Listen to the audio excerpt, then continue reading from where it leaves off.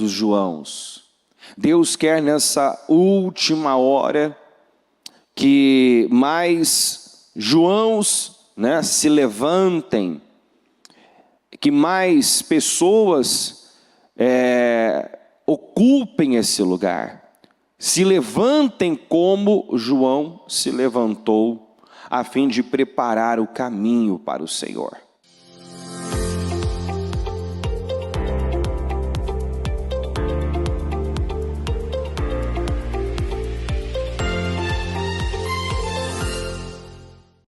Poderoso Deus, nós entramos em oração na Tua presença nesse momento, gratos ao Senhor, por mais um dia, mais uma oportunidade, mais uma casa firme, 25 horas, Senhor, de oração, de adoração, de palavras, direcionamentos, orientações que nos ajudam, meu Deus, a construir, a edificar uma casa firme.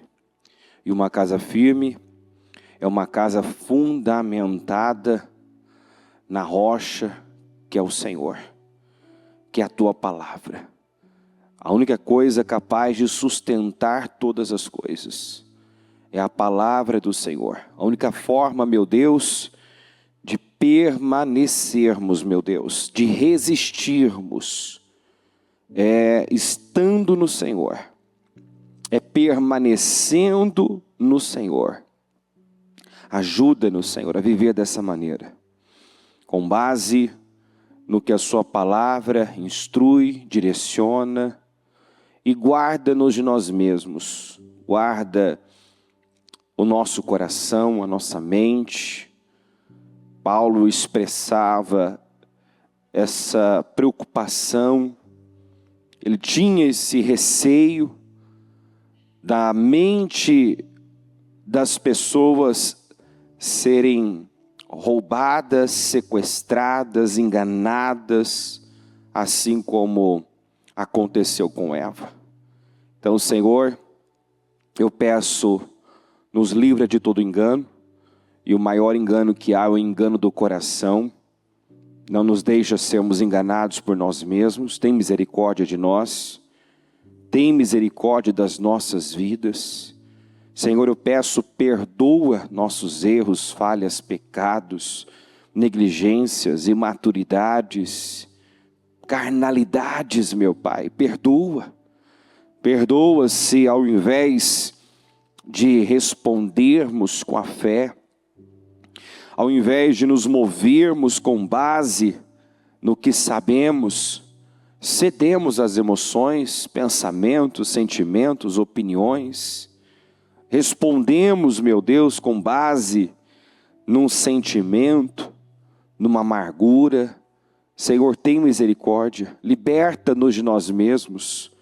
Coloca o temor do Senhor, faz o espírito do temor do Senhor repousar sobre cada um de nós, pois nós sabemos, meu Deus, por todos os sinais que temos visto, que o Senhor está às portas. Nós estamos, Senhor, no fim dos tempos, e o Senhor nos adverte, nos orienta a estarmos preparados, nos ajuda a estarmos preparados. E não só isso, mas, meu Deus, cumprir hoje o papel, meu Deus, a função, meu Pai, de João Batista, que preparou o caminho para o Senhor. Esse é o papel da igreja, o papel dos cristãos atuais, preparar o caminho para a segunda vinda do Senhor. Nos ajuda, Senhor, nessa última hora, sermos um remanescente fiel, fazermos de fato parte de um povo especial, zeloso de boas obras, um povo, meu Deus, que comprou a verdade e não irá abrir mão dela, tampouco, Senhor, da sabedoria, do discernimento. Eu oro por sabedoria, meu Deus, que é a capacidade de fazer boas escolhas, de decidir com base no que diz a tua palavra. Sabedoria, meu Deus, como nós bem sabemos, começa com temor. Então, meu Deus, coloca temor nos nossos corações, que possamos temê-lo, meu Pai, em cada decisão, olhar, meu Deus, falar. Meu Deus, nos ajuda a temer e tremer diante do Senhor, porque o Senhor é um Deus santo e exige santidade, verdade no íntimo. Na verdade, meu Deus, é isso que o Senhor está procurando, é isso que o Senhor procura. Os teus olhos passam por toda a terra à procura daqueles que lhe dedicam totalmente o coração, à procura daqueles cujo coração é perfeito para com o Senhor. E não se trata de alguém que não erra, mas de alguém, Senhor, que busca, que luta o tempo todo para acertar, que quando erra não repete os seus erros, aprende com eles, cresce e até os usa, meu Deus, para, meu Deus, favorecer, ajudar outras pessoas, porque o Senhor não desperdiça nada. O Senhor não desperdiça até mesmo os erros que nós cometemos. O Senhor não tem problema com os erros das pessoas, mas sim com a permanência, a insistência neles. Então, meu Deus, para que, Senhor, isso não ocorra, para que não haja, Senhor, uma permanência no erro, Senhor, que o temor do Senhor repouse sobre nós. Em nome de Jesus, conduz essa reunião. Nós abrimos agora esta casa firme com a reunião do homem forte. Fala aos corações, em nome de Jesus, e que aqui possa se levantar homens, não somente homens, mas mulheres, jovens, que através do ministério Mudança de Vida se levante, meu Pai, um povo forte, um povo, meu Deus, resiliente, um povo de convicção, um povo que não se vende, um povo, meu Deus, que não se curva diante das estátuas, meu Pai, que são levantadas, do sistema, meu Deus, que domina esse mundo. Em nome de Jesus, que possamos ser, meu Pai, aquilo que a tua palavra diz, que nós somos embaixadores do Senhor, representantes do Senhor aqui, em nome de Jesus. Eu coloco a minha vida e a vida de cada um nas tuas mãos. Eu tomo posse, meu Pai, de um culto, um trabalho, uma casa firme e poderosa, de grande crescimento, rompimentos, avanços, em nome de Jesus. Seja conosco e nos conduza, é o que eu te peço, e desde já, Senhor, te agradeço em nome de Jesus. Amém, amém e amém. Graças a Deus. Estão ligadas as nossas vitórias. Pega o Espírito. Que Espírito é esse? Diga: eu bebo do Espírito, da palavra profética para 2026. Diga: pense grande. Diga: pensar grande é pensar como Deus. Amém? Sente-se, por gentileza. Vamos iniciar nossa leitura aqui no livro de Lucas. Lucas capítulo 1, versículo 13.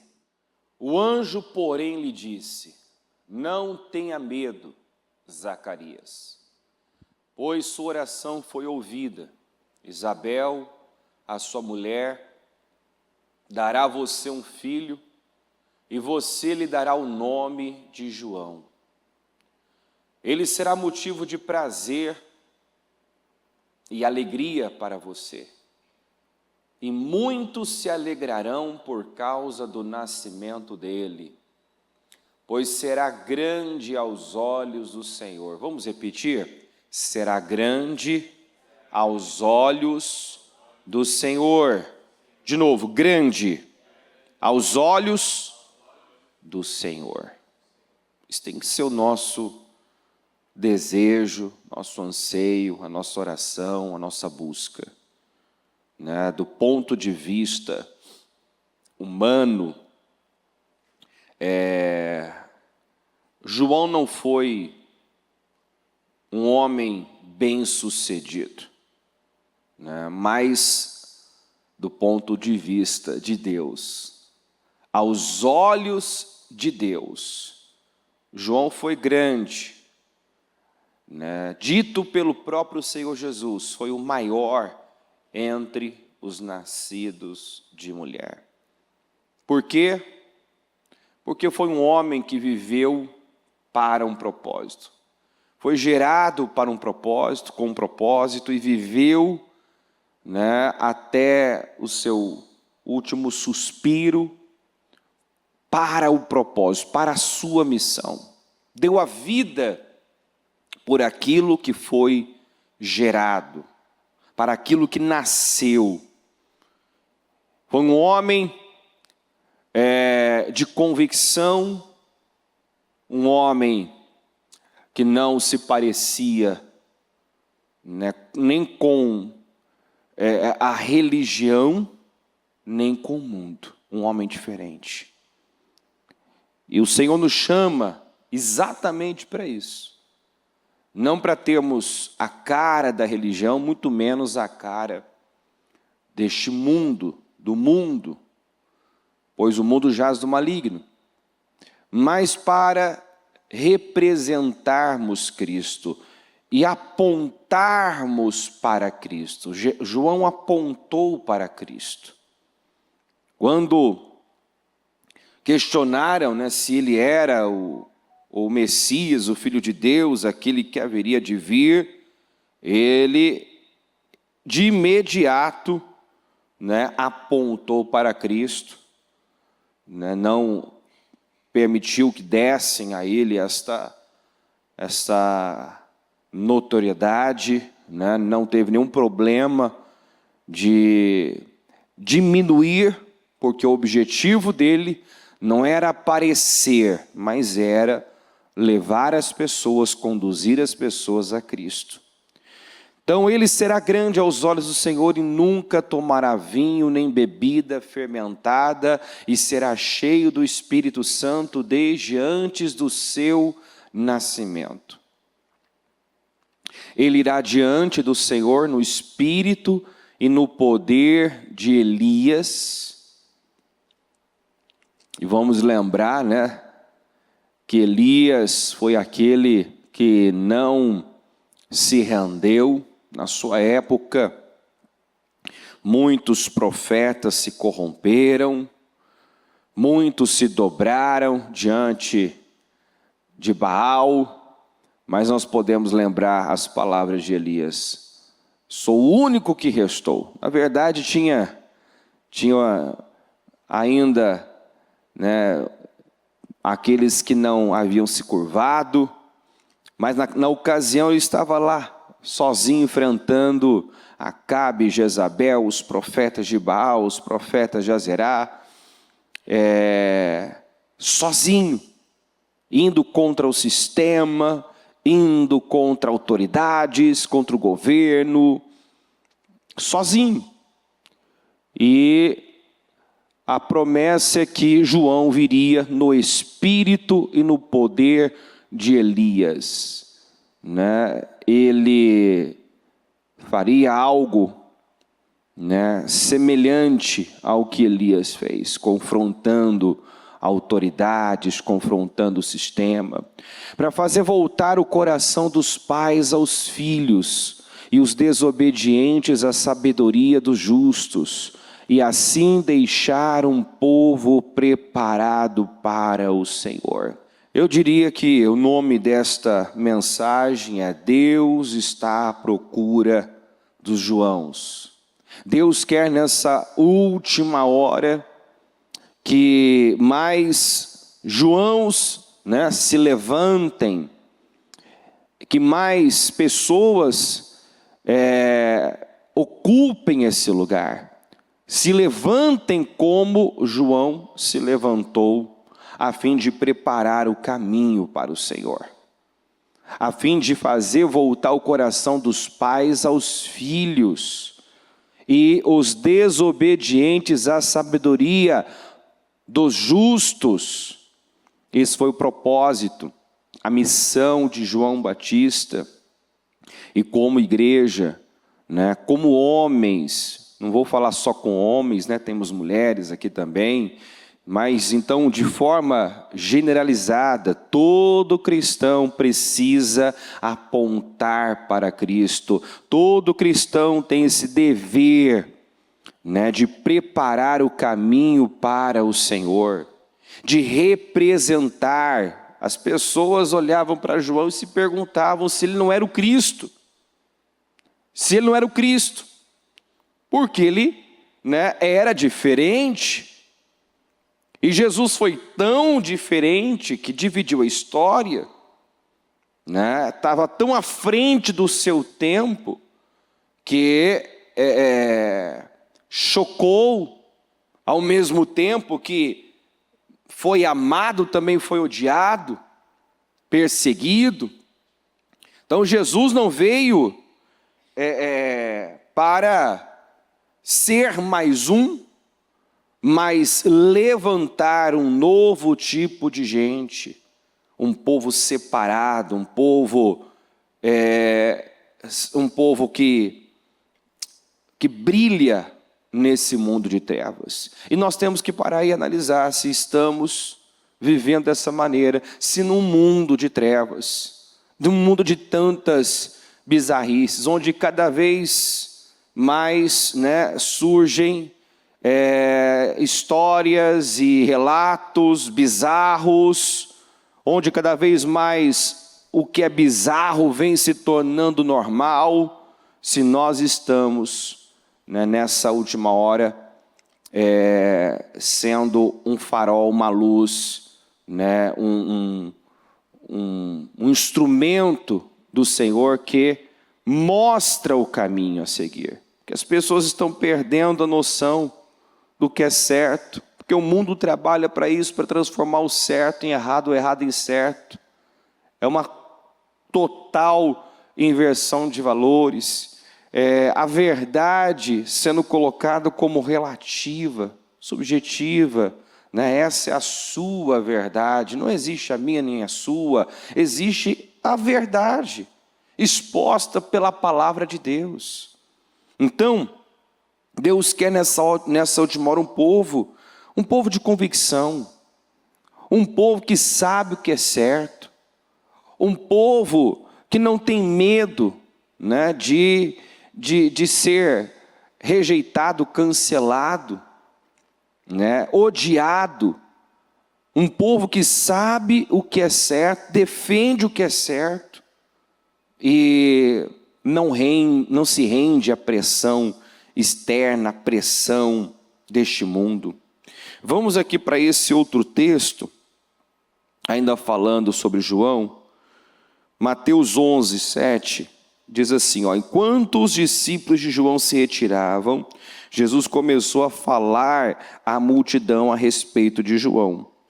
O que vocês foram ver no deserto? O que vocês foram ver no deserto? Um caniço agitado pelo vento? Quer dizer, alguém instável, né? Alguém que é agitado pelo vento?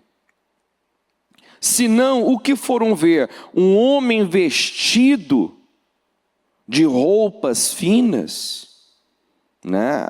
Como costumavam se vestir, né, os religiosos, os fariseus, né, a elite religiosa que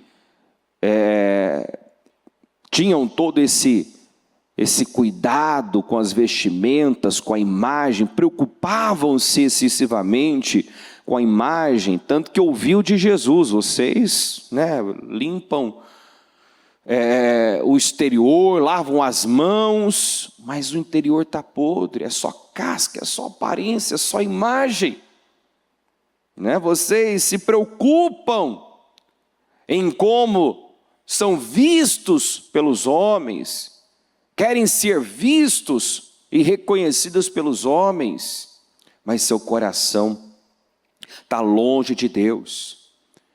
Então Jesus começa a falar, a descrever João, o perfil de João. Não era esse tipo de gente instável, volúvel, né? Que não tem convicção, mas um homem de convicção. Um homem que sabia muito bem quem era e para o que veio. Um homem que não cedia às pressões externas. E um homem que não estava nem um pouco preocupado com validação, em como estava sendo visto pelas pessoas, não estava em busca de aprovação de homens, né? E Paulo deixa isso também claro, que se ele estivesse em busca disso, ele não poderia ser um servo do Senhor.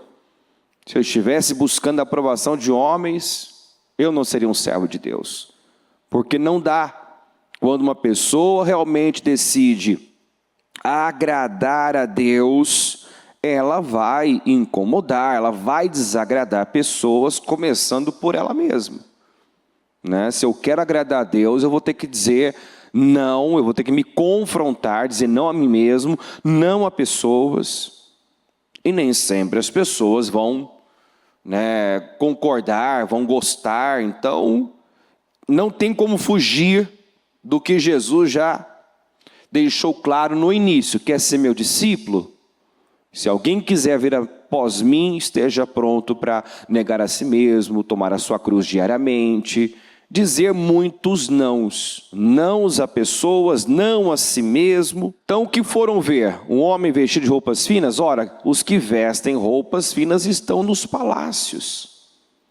Este é aquele a respeito de quem está escrito: vejam, enviarei o meu mensageiro à sua frente, ele preparará o seu caminho diante de você.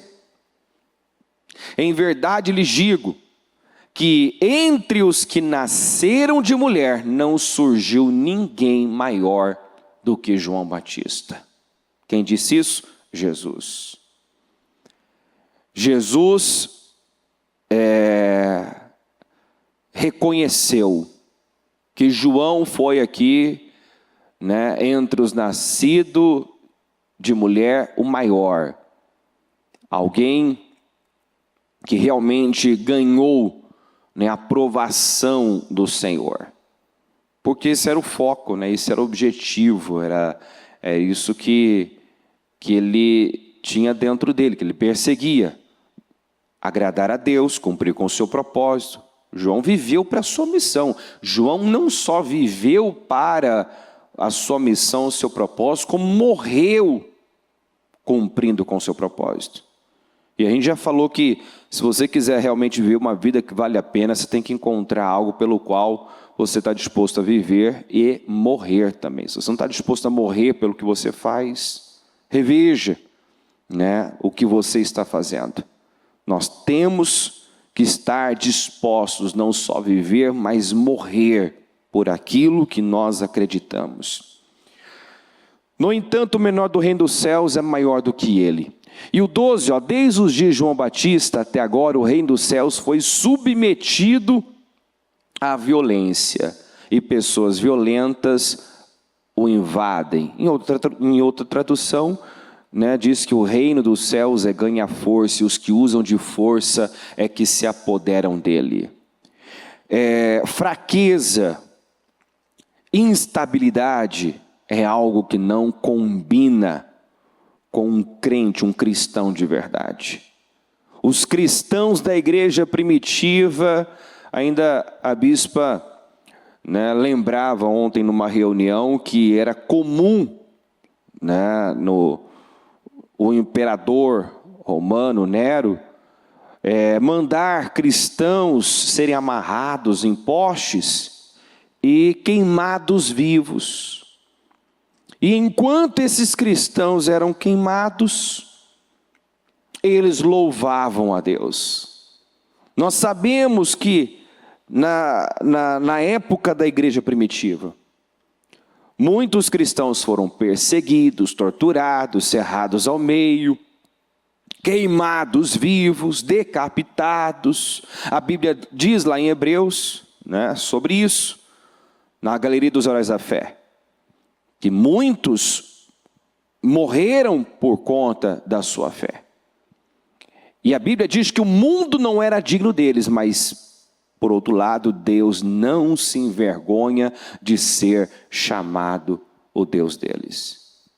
Então, nós precisamos analisar o que importa realmente para nós. Nós temos falado bastante sobre essa mentalidade, essa visão comercial, de quem visa lucro. Quantos que ainda estão no reino visando apenas o que vão ganhar, o que vão receber, que até fazem coisas corretas, mas sem a intenção e a motivação pura, sincera, correta aos olhos de Deus. Estão fazendo para receber, estão fazendo para ganhar. E se esses motivos não forem refinados, Deus sonda os corações. Ele quer ver o que realmente importa. O que é realmente importante. As minhas prioridades revelam o meu Deus. Eu posso até dizer que Deus é o meu tudo, mas quando um sonho não realizado, um problema não resolvido me abate, me enfraquece, me faz cogitar, desistir, abrir mão. Tem gente que infelizmente é assim, Quando se vê em dificuldade, seja no casamento, seja no trabalho, seja na vida, seja porque não está obtendo um resultado, o pensamento, a cogitação é desistir, parar, abrir mão, separar, divorciar, pedir as contas. Ele sempre está pendendo para essa direção. Não há algo maior movendo a pessoa. E em todos os aspectos, em todas as áreas, você precisa ter algo maior te movendo. Porque muitas vezes você vai servir alguém lá no seu trabalho e não vai ter o reconhecimento. Jacó não teve reconhecimento de Labão. No entanto, ele permaneceu trabalhando para o Labão 20 anos, porque entendeu que não tinha o aval de Deus para sair, ele só saiu quando Deus permitiu. E embora não tivesse esse reconhecimento, lá estava, Jacó honrando os seus compromissos, servindo a Labão como se estivesse servindo a Deus. Porque ele entendeu que quem iria promover, recompensar, ele era Deus. Tinha algo maior movendo ali. Por que ele estava lá? Porque ele amava o Labão? Não, porque ele tinha um compromisso com Deus. Ele sabia que era o certo a ser feito. Então, no casamento, na vida conjugal, quantas pessoas que não entenderam isso ainda. E quando não são correspondidas, mudam o seu comportamento. Quando o cônjuge não corresponde, não tem a atitude que ele gostaria que tivesse, ele também não permanece fazendo aquilo que ele sabe tem que fazer, ou seja, mostra que ele é afetado, mostra que não há convicção, mostra que a pessoa ainda é reativa e não uma pessoa ativa, proposital. Então nós precisamos sair desse padrão, desse lugar baixo. Deus quer um povo de convicção, um povo inabalável, um povo forte. Quando o Senhor disse para Josué, seja forte e corajoso, e repetiu isso mais 2 vezes, enfatizou, não te mandei eu, seja forte e corajoso, não era para enfrentar os jebuseus, os ferezeus, os heveus, os gigantes, os povos que haviam na terra apenas. Óbvio que isso ia demandar força, coragem, mas nós vivemos num tempo, né, que exige cada vez mais essa coragem que nós vemos em João Batista. Essa coragem para não se vender, não se dobrar ao sistema, não negar a sua fé. Essa coragem para se manter fiel, mesmo que isso custe a sua vida. Deus está à procura desse perfil, desse coração, desse padrão. Deus quer mais Joãos nos dias de hoje, mais Daniéis, mais Sadraque, Mesaque e Abednego, pessoas que não negam a fé, pessoas que estão dispostas a ir até o seu último suspiro, sustentando aquilo, fazendo aquilo que elas sabem que é o certo. Então, desde os dias de João Batista até agora, o reino dos céus é submetido à violência, é tomado à força, os que usam de força que se apoderam dele. Fraqueza, covardia não combina. Deus não nos deu espírito de covardia, mas de poder, de fortaleza, de coragem. Coragem para dizer não, coragem para confrontar aquilo que está errado. Deus quer que o nosso povo não seja esse povo que busca a neutralidade, que fica em cima do muro, né, que teme a rejeição, teme ser cancelado, teme ser desaprovado. Não. Deus quer que você vise uma coisa: agradar a Deus. A primeira palavra do último jejum, ainda a bispa dizia, quem entender essa palavra vai explodir. Porque você vê o Davi focado em uma coisa: agradar a Deus, atrair a presença de Deus, né, lutando as guerras certas. Quando ele nem pensava em palácio, Deus estava lá pensando por ele. Enquanto o foco dele estava em limpar o coração do reino, tirar os jebuseus de Jebus, conquistar aquele território que era o coração do reino. Quando ele já em seguida foi buscar a arca da aliança, porque ele não aceitou reinar sem a presença de Deus. Você vê que ele estava focado em coisas grandes, né? Naquilo que realmente importa. Quantas pessoas que nunca pararam para limpar o coração. O que Davi fez foi limpar o coração do reino. Os jebuseus estavam lá, tinham inimigos no coração do reino. Saul reinou 40 anos e não se importou com a presença de Deus, pois foi o segundo passo dele. Até porque não tem como eu atrair a presença de Deus para o meu coração se ele está contaminado, cheio de amargura, de sentimentos miseráveis. Então primeiro você limpa o coração, e então você atrai a presença de Deus. Você limpa a casa, você varre a casa, mas ela não pode ficar vazia.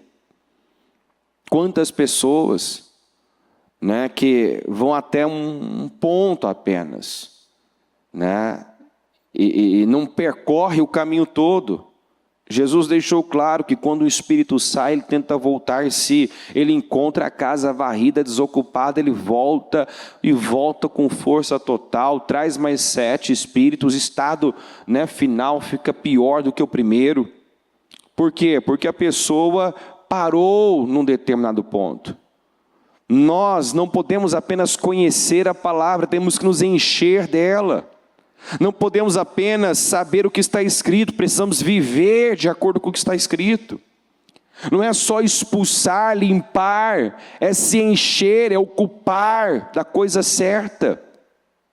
Se nós não nos enchermos de Deus, não nos ocuparmos com as coisas certas, lembre-se que no mundo espiritual, num vácuo, um lugar vazio é um lugar. O diabo, ele adora ver pessoas distraídas, desfocadas, ociosas, vazias de Deus. É um prato cheio. Não aceita isso. Viva com propósito, viva para algo maior. Entenda que você foi gerado para um propósito. Ninguém veio a esse mundo sem um grande porquê. E Deus quer que nós sejamos, né, essa geração que vai promover um grande avivamento. Os últimos dias seria marcado, né, pelo aumento da maldade, da iniquidade, mas também por um grande avivamento, um grande despertar espiritual. E nós podemos fazer parte disso, nós podemos provocar isso, nós podemos ser, né, esses que vão atrair corações, né? João foi designado para isso, levar o coração dos pais aos filhos, dos desobedientes a Deus. Então você pode ser esse instrumento, essa pessoa que vai atrair pessoas para Deus, que vai apontar para Cristo, que vai influenciar pessoas para o Senhor.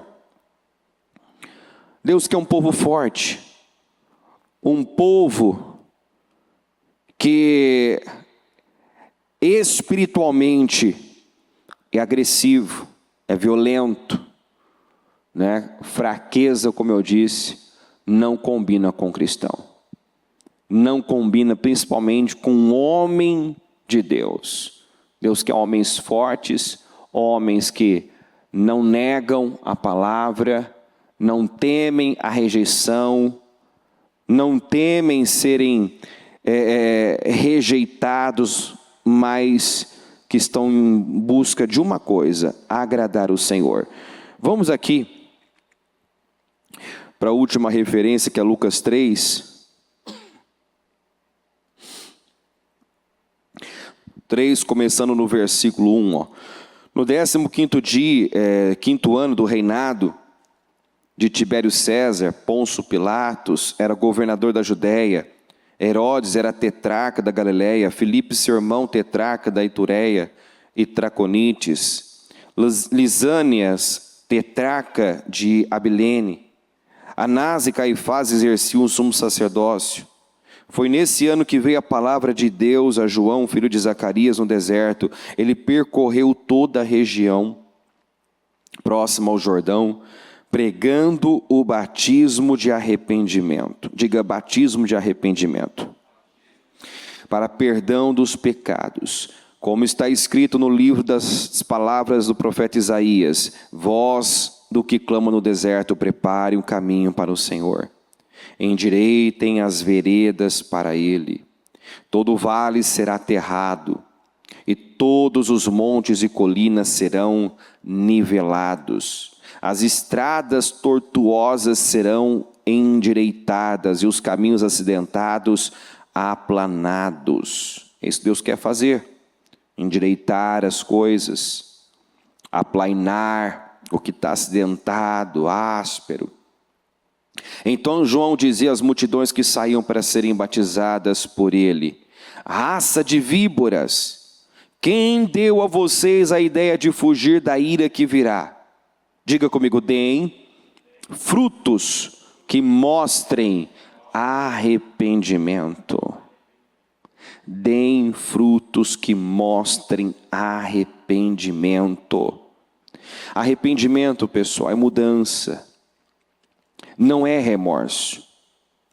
Remorso é aquela tristeza, né, que a pessoa sente, que a pessoa tem por ter sido pega, descoberta, né? É aquele incômodo que a pessoa tem por ter sido pega.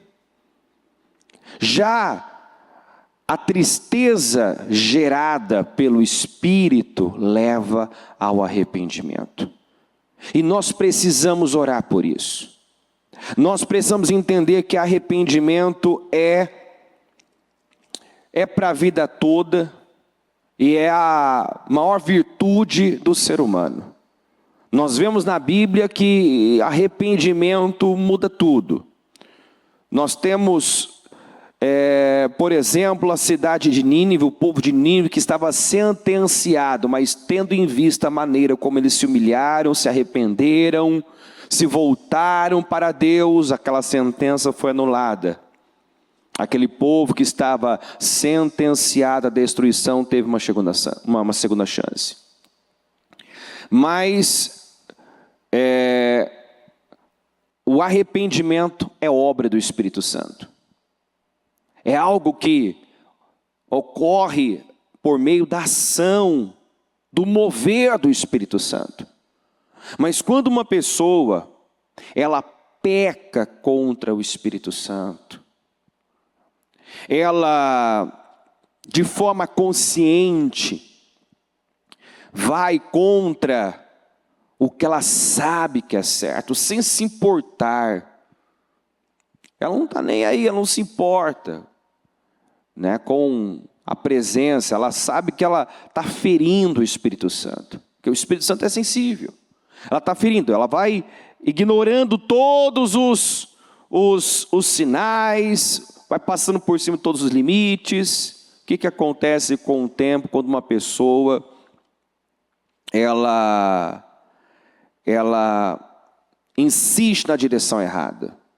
Ela pode chegar ao ponto de ficar confortável, se sentir confortável com o erro por conta já de um endurecimento do coração, uma cauterização da mente. Então ela acredita que está certo, que está tudo bem, quando não está. E ela não consegue mais encontrar arrependimento.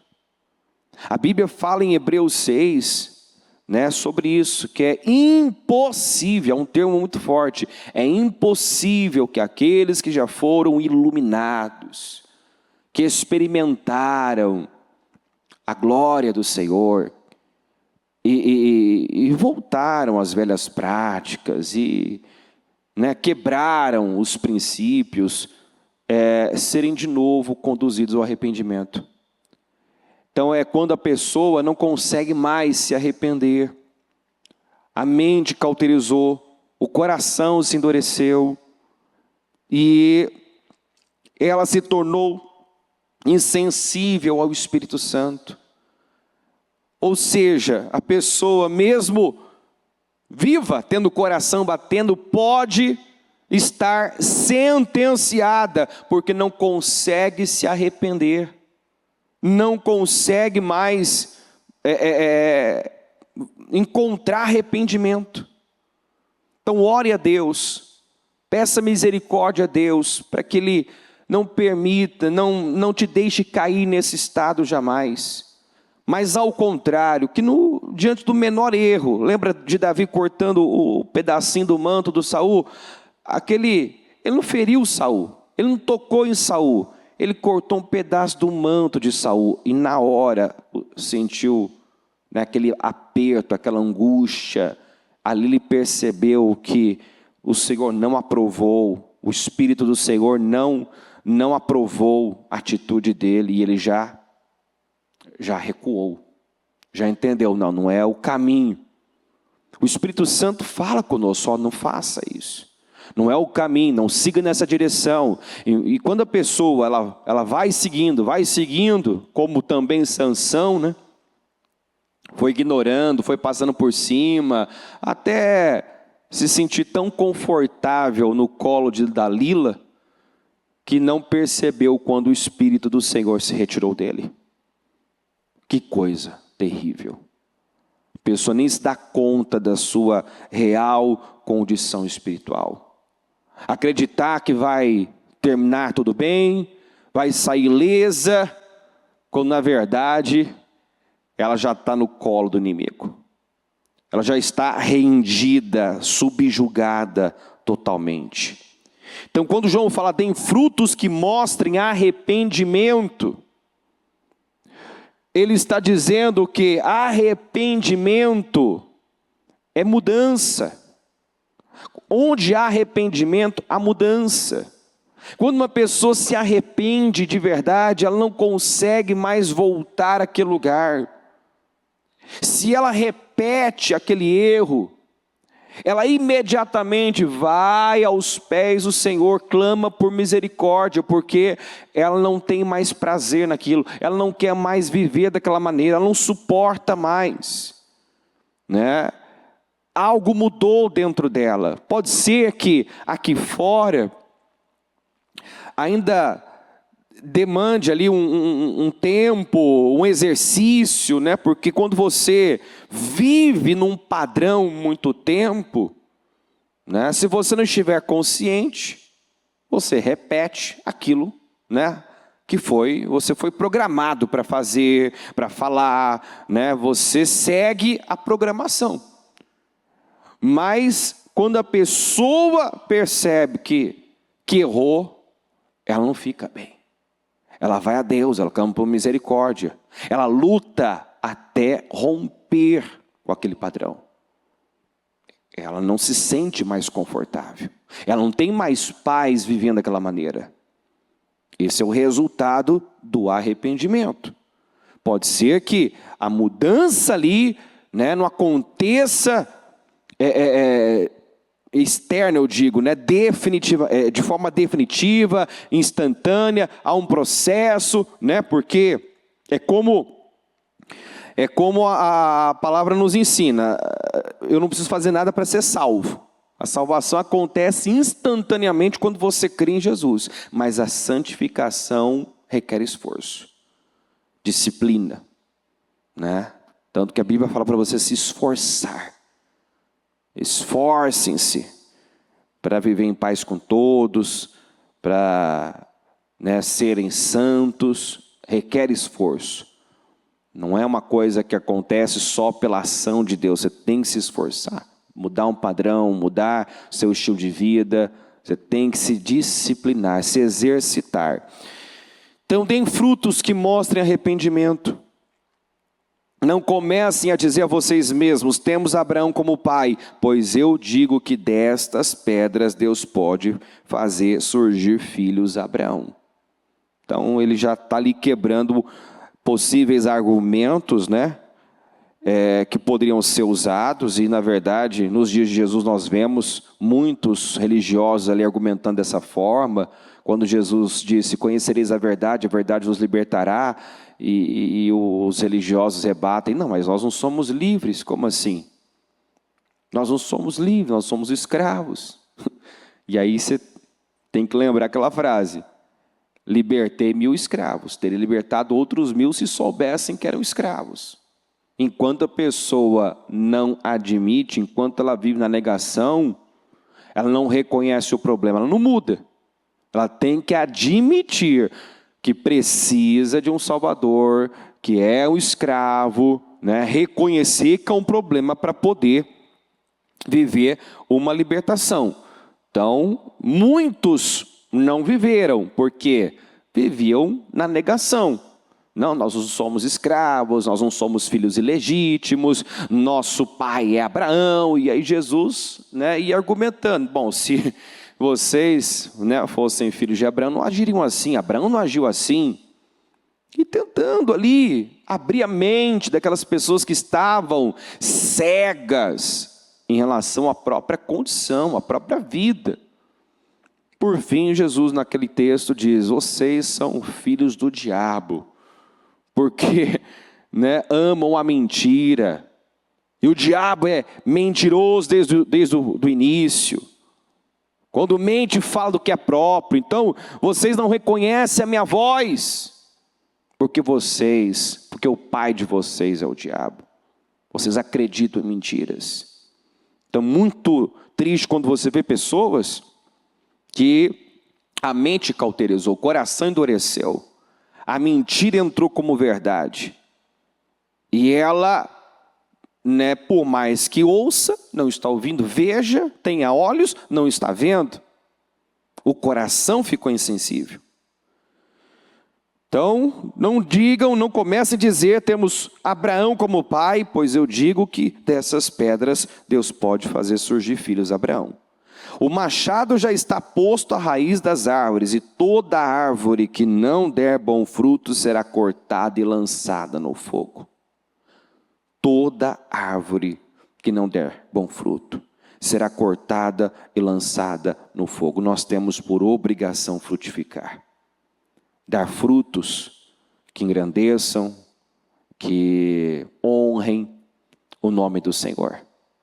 Quando um cristão não honra, não glorifica o nome do Senhor, é sinal de que essa pessoa não quer mudar, não está ligada ao Senhor, né? Porque todo ramo que está ligado na videira verdadeira, que é o Senhor Jesus, frutifica. Se não está frutificando é porque esse ramo, esse galho já foi cortado. Porque se está ligado, se está conectado, vai produzir, vai viver ali, né, a sua fase de poda, que é natural, né, que até são momentos dolorosos que Deus nos estica, mas por quê? Porque Ele quer que eu dê mais fruto ainda.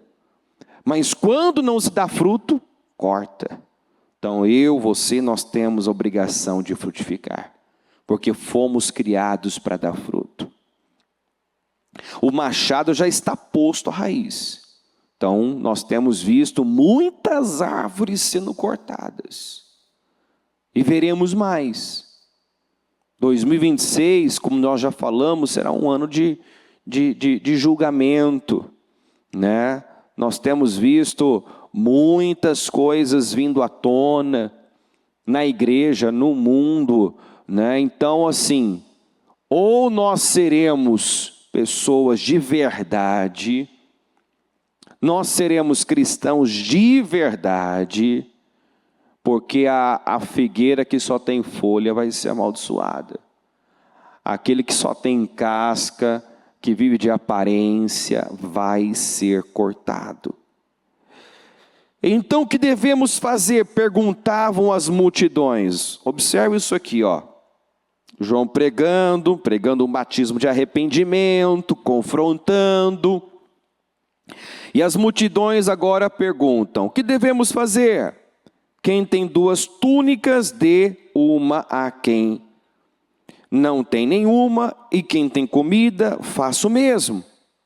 Ó, nada, né? Nada que não saibamos, né? Não disse nada que até mesmo uma pessoa que não conhece, né, a palavra, os princípios, sabe que isso é o certo. É o que se deve fazer. É o que se espera, é o que Deus espera: generosidade, integridade, justiça, não injustiça, não egoísmo. Então, olha aqui, ó, quem tem 2 túnicas, dê uma a quem não tem, quem tem comida, faça o mesmo. Quer dizer, seja uma pessoa generosa, não egoísta, autocentrada. Nada surpreendente, né? Alguns publicanos também vieram para ser batizados. Eles perguntaram: mestre, o que devemos fazer? Ele respondeu: não cobrem nada além do que foi estipulado. Será que isso precisava ser dito? Não sejam, né, desonestos, injustos. Até o ímpio sabe, né, que não pode agir dessa maneira. Então alguns soldados lhe perguntaram: e nós, o que devemos fazer? Ele respondeu: não pratiquem extorsão, nem acusem ninguém falsamente, e contentem-se com o seu salário. Gente, nada surpreendente, nada inédito, nada que as pessoas já não sabiam que devia ser feito. João falou óbvio. Falou que todo mundo já sabia, mas que por certo não estava sendo feito, praticado, vivido. Já percebeu que muitos vivem nesta nesse questionamento, o que eu devo fazer? Como se não soubesse o que fazer. Muitos, quantas vezes nós já ouvimos, eu não sei o que Deus quer de mim. Não é que não sabe o que Deus quer, é que custa.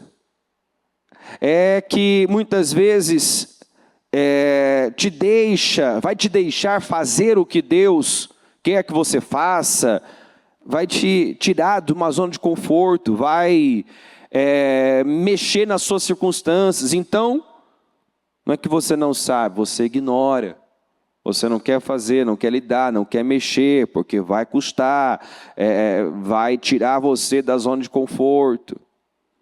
Então, as pessoas que normalmente alegam não saber o que fazer, lá no fundo sabe. Lá no fundo sabe.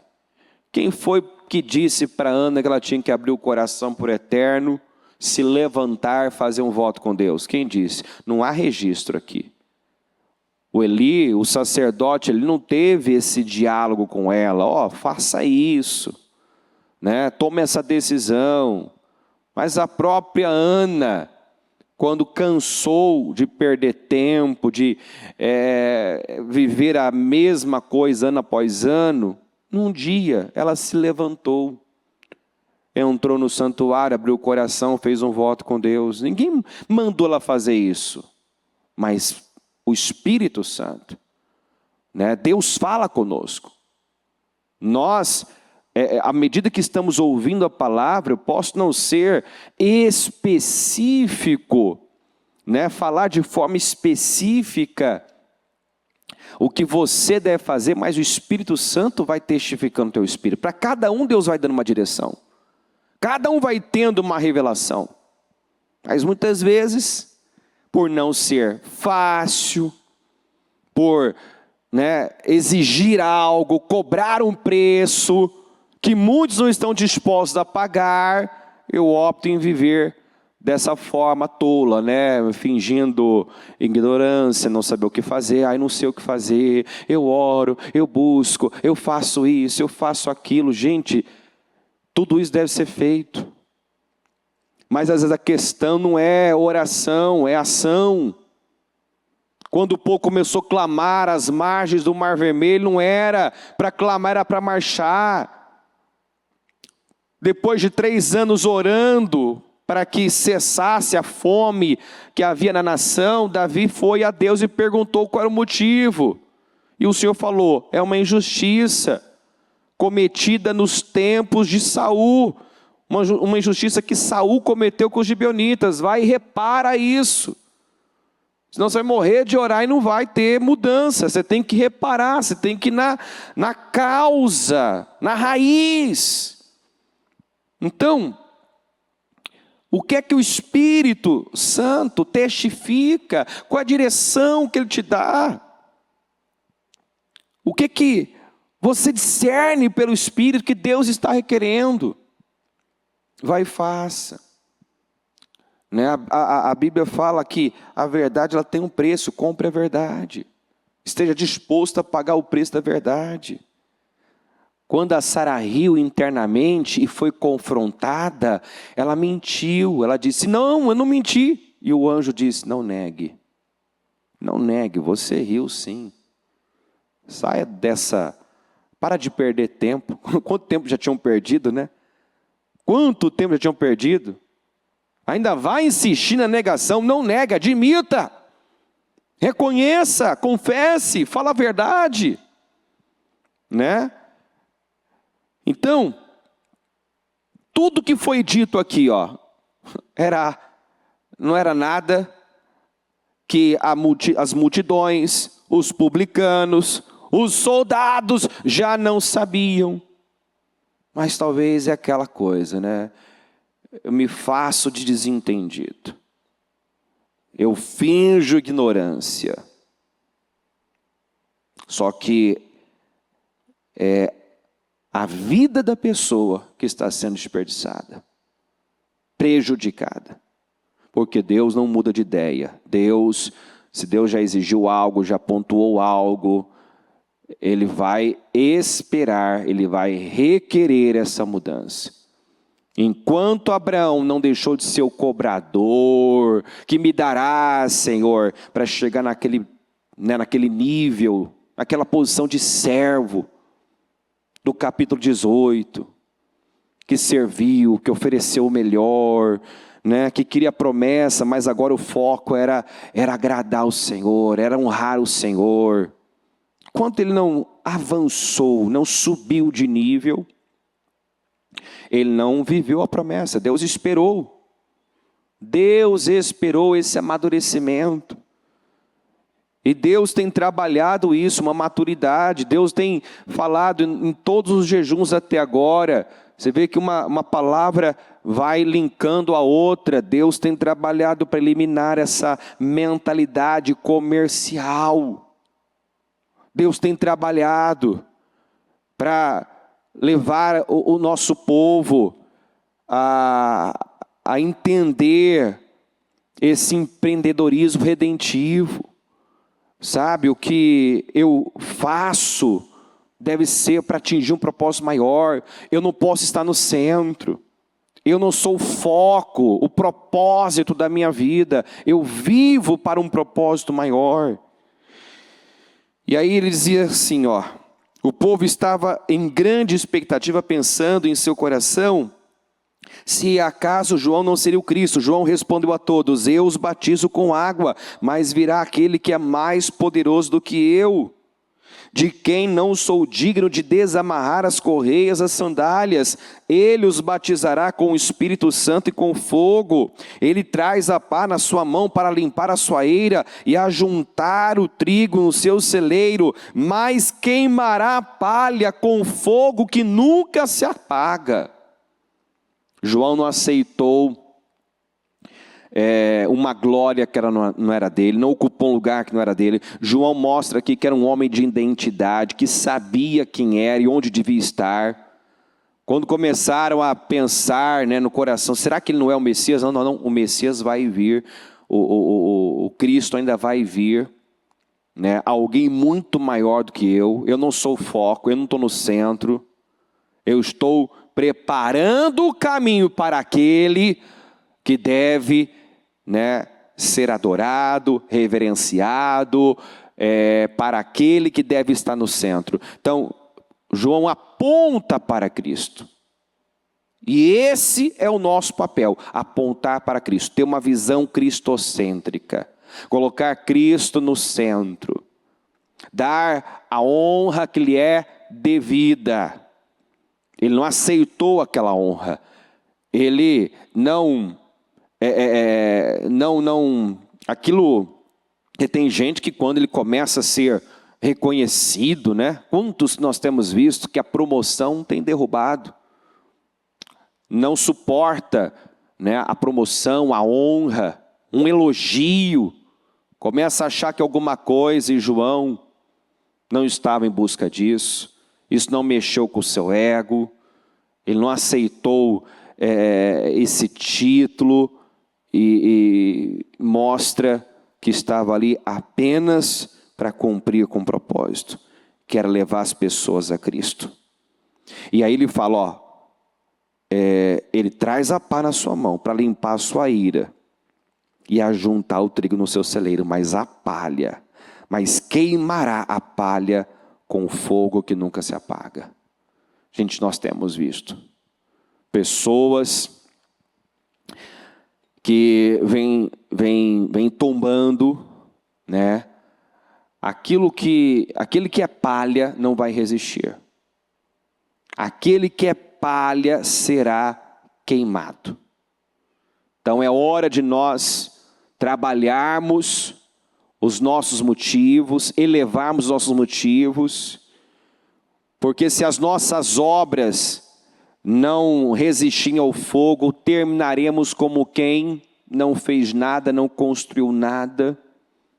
Nós temos visto muitas pessoas, lamentavelmente, vendo que tudo que elas fizeram foi uma construção na areia, que as suas obras que a sua construção, que as suas obras era como material como feno, como palha, materiais que não resistem ao fogo. Não resistem, porque desapareceram. O Senhor não quer isso. O Senhor não quer que você, depois de um tempo, veja que só perdeu tempo. Não chegou a lugar nenhum, não construiu nada sólido, porque não foi pelas vias corretas, não construiu em cima do alicerce certo, que é Cristo. João anunciava as boas novas ao povo, exortando-os com muitas outras palavras. No entanto, quando João repreendeu Herodes, o tetrarca, por causa de Herodias, mulher de irmão de Herodes, e por todas as outras coisas más que ele tinha feito, Herodes acrescentou a todas elas a de colocar João na prisão. E aqui tem um ponto importante, né? Ele não sabia que confrontar Herodes poderia causar-lhe isto, a prisão, poderia resultar no que resultou, a sua decapitação. Mas João era esse tipo de gente, que não fazia vista grossa, não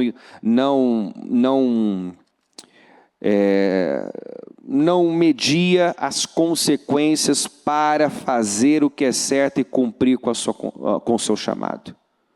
E Deus quer gente assim. Se eu tiver que perder a vida, se eu tiver que dar a minha vida por aquilo que é certo, eu vou dar. Se eu tiver que perder algo, eu perco. Mas eu não vou, prefiro perder a minha cabeça do que perder a minha alma.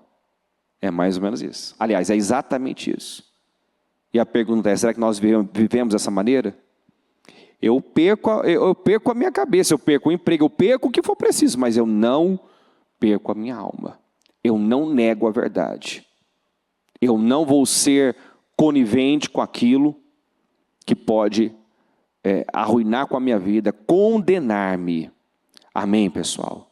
Se torne essa pessoa de valores altos. Pense grande. Pensar grande é pensar como Deus. É viver para algo maior. É não viver para si mesmo. Sabe? Seja uma pessoa íntegra. Seja um homem, uma mulher forte de verdade, que não se vende, que não negocia. Se você ainda percebe, tem essa visão comercial, e quando algo não vai bem, você já está lá titubeando, observa. Tem uma fragilidade aí, tem uma fraqueza aí que precisa ser trabalhada, precisa ser vencida. Né? A tua estrutura é frágil. Quando uma pessoa encontra prazer em Deus e vive para Deus, nem a morte, nem angústia, nem tribulação, nem espada, nem perigo, nada a separa do amor de Deus. Quando uma pessoa desanima, retrocede, fica evidente que ela nunca conheceu a Deus de verdade, ela nunca foi para o profundo, sempre esteve no raso, os seus valores sempre foram baixos. Mas observa quando uma pessoa, Deus é o seu valor, Deus é o seu alvo é Cristo. Não tem ameaça, não tem perseguição, é igual os primeiros cristãos. Eram queimados vivos, estavam morrendo, queimados e louvando a Deus. Os apóstolos, após sofrerem, Paulo e Silas sofrerem uma vergonha pública, serem açoitados, estavam lá na prisão louvando a Deus. Então, gente que vive para algo maior, que vive com propósito, é incansável, é imparável, é inabalável, tem uma estrutura forte. E isso Deus espera do seu povo. Pega o seu propósito, fique em pé por gentileza. Coloca no seu coração, liga o seu pensamento no Senhor. Decida que você vai ser um homem, uma mulher de convicção. Um homem, uma mulher que não se rende nem se vende às pressões deste mundo, ao sistema desse mundo. Que você vai viver com base na palavra. que você vai viver para aquilo que você foi gerado, chamado. E que nessa última hora você vai fazer parte desse povo especial, zeloso de boas obras, que aponta para Cristo. Que você vai ser uma espécie de João Batista, você vai preparar o caminho, você vai dar testemunho da sua fé. Nós temos visto pessoas vendidas,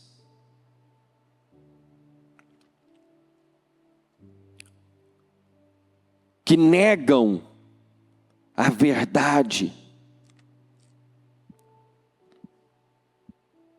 que estão somente em busca de vantagem, de lucro, de ganhar alguma coisa. E esse é um lugar muito baixo. Essa não pode ser a sua visão de vida. O que vão fazer por mim, o que vão me dar, o que me dará, Senhor? Enquanto Abraão estava nessa condição, Deus não pôde dar a ele o que ele tanto queria. Mas quando Deus passou a ser, de fato, o seu bem maior, o seu maior tesouro, aí ele recebeu. E você vê esse padrão. Enquanto a única coisa que importava para Ana era gerar, era ter um filho, o filho não veio. Quando ela abriu o coração, ela quis Deus. Na manhã seguinte ela estava grávida. Enquanto Davi estava lá, focado em Deus, em travar as guerras que favoreciam o povo de Deus, a nação de Israel, Deus estava lá, movendo o coração de um rei para construir um palácio para ele. Quando você foca a coisa certa, foca Deus, agradar a Deus.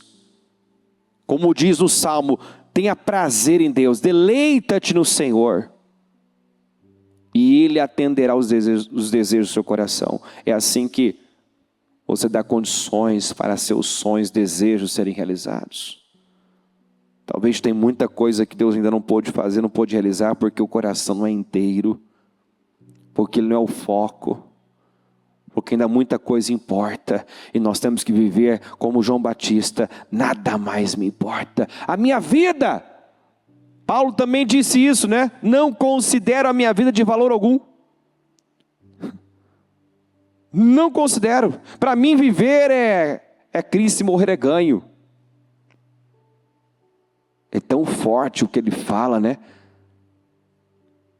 Ele diz estar disposto, que estaria disposto a ser condenado eternamente se soubesse que a sua condenação resultaria na salvação do seu povo.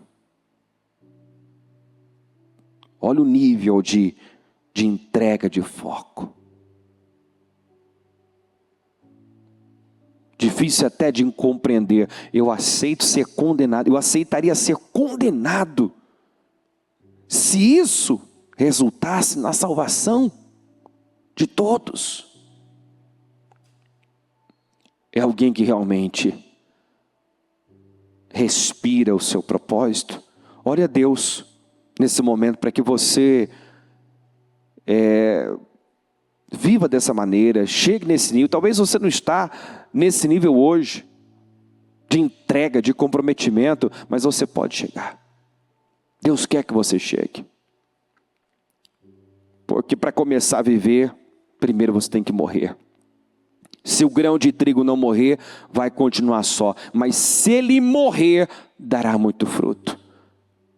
Quem vive querendo salvar a sua vida, perdê-la. Mas quem perdê-la por amor a mim, esse salvará. Pare de se importar tanto com você. Pensar tanto nos seus interesses e foca os interesses de Deus. Foca Deus. Senhor meu Deus, eu oro pedindo ao Senhor que eleve os nossos valores e o nosso padrão. O Senhor veio para levantar um novo tipo de gente. O Senhor nos trata como embaixadores, representantes do Senhor aqui. Ajuda-nos, Senhor. Ajuda-nos a representá-lo bem e não envergonhá-lo. Quantos, meu Pai, que mais tem envergonhado, escandalizado o teu nome? Quantos, meu Deus, que, Senhor, tem sido pedras de tropeço, e a tua palavra diz que seria melhor amarrar uma pedra no pescoço e se atirar ao mar, do que ser um motivo de escândalo, uma pedra de tropeço, do que fazer alguém pecar. Senhor, tem misericórdia de nós, Senhor. Tem misericórdia, meu Pai. Meu Deus, tem misericórdia, liberta-nos de nós mesmos, meu Deus. Leva-nos a viver de fato como pessoas livres. Livres, meu Deus. Livres. Pessoas que não são mais afetadas por nada nem por ninguém. Pessoas que sabem para o que vieram, para o que foi gerada. Pessoas, meu Deus, que só têm um objetivo: agradar o Senhor e cumprir com o seu propósito.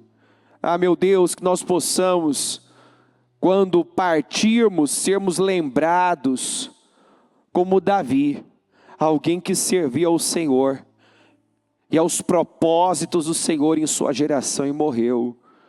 Meu Deus, que possamos ser lembrados dessa maneira, alguém que serviu ao Senhor, alguém que serviu ao Senhor, alguém que serviu aos propósitos do Senhor em sua geração, alguém que cumpriu com o seu propósito. Nos guarda, Senhor, de uma vida egoísta, de vivermos para coisas que passam, que perecem. O Senhor sabe de tudo aquilo que nós desejamos, sonhamos, mas quando os nossos sonhos e desejos, meu Deus, se tornam mais importantes do que agradar ao Senhor, isso já perdeu o propósito, já não tem mais o porquê Deus nos favorecer. E muitos não entendem isso, meu Deus. Eu oro para que esse entendimento aconteça. Eu oro para que o nosso povo cresça, amadureça, porque sim, o Senhor quer fazer coisas tão grandes, mas muitos não têm preparo, não têm estrutura, não têm caráter para isso, meu Deus. Não tem caráter forte. Quantos que nós temos visto, meu Pai, no melhor momento, promovidos, tombando, fracassando. Tem misericórdia de nós, Senhor. Em nome de Jesus eu clamo por misericórdia. Eu oro, meu Deus, por um caráter forte. Eu oro por convicções, meu Deus, que o nosso povo tenha convicções inabaláveis, uma fé inabalável. Que o nosso povo, meu Deus, ame o Senhor de forma incondicional. Que, meu Deus, acontecendo ou não, as nossas questões mudando ou não, o Senhor continuará em foco, em primeiro lugar. É isso que o Senhor espera. Quando o Senhor pediu Isaac para Abraão, Ele mostrou que o Senhor importava mais que a promessa, que o sonho. Quando Jó perdeu tudo, Senhor, e não pecou com os lábios, Ele mostrou que o Senhor era mais importante que toda aquela honra, glória, poder, riqueza. O Senhor quer encontrar em nós esse coração. Nos ajuda, Senhor. Nos ajuda a ter um coração inteiro, totalmente rendido, dedicado ao Senhor.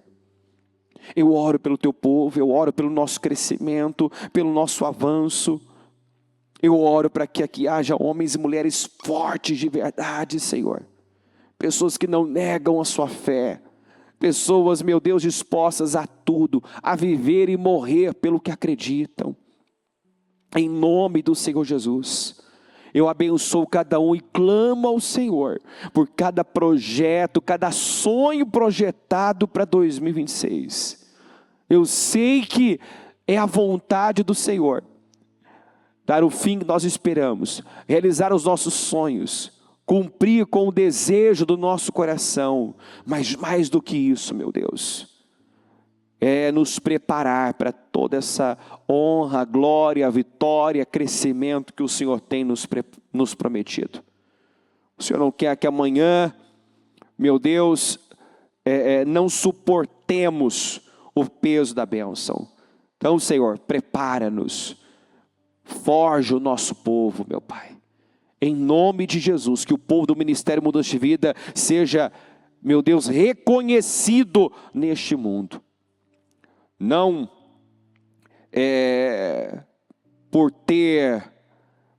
meu Deus, por fazer parte de um meio cristão religioso, mas por viver de forma íntegra, justa. Meu Deus, que nós possamos ser pessoas diferentes, como João Batista era diferente de tudo e de todos. Não tinha a cara do mundo, nem mesmo da religião. Era alguém diferente.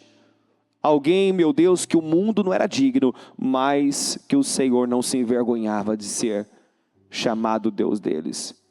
E eu oro para isso, meu Deus, para que o nosso povo busque isso.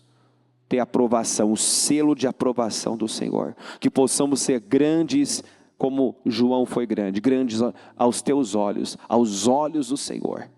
Eu abençoo cada um, eu peço que o Senhor seja conosco nessas 25 horas da Casa Firme, que a cada culto, a cada mensagem, meu Deus, a cada período de oração, possamos chegar mais perto do Senhor, nos aproximar mais do Senhor, ter mais revelações sobre nós mesmos, que a cada trabalho, Senhor, possamos crescer um pouco mais.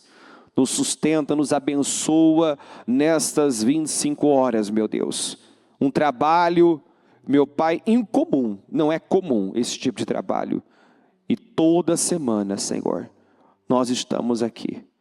25 horas orando, clamando, adorando, pregando. Meu Deus, eu sei que aqueles que aproveitam um trabalho como esse, meu Pai, tem rompido, tem crescido, tem vivido a Tua glória. Então nos ajuda a aproveitar ao máximo essa oportunidade.